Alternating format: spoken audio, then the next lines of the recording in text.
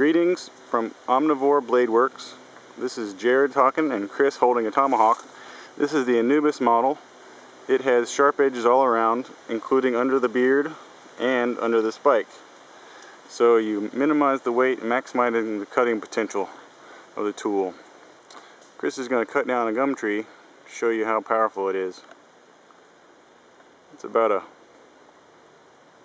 3-inch diameter tree. Go for it.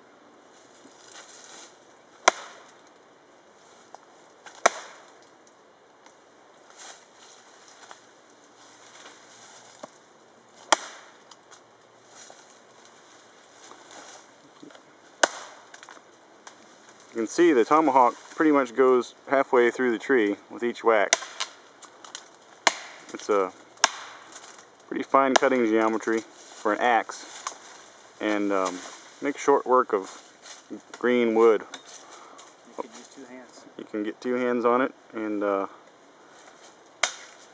this is it's sharpened with a little 80 grit sanding belt. Nothing, not really. I didn't spend any time sharpening it.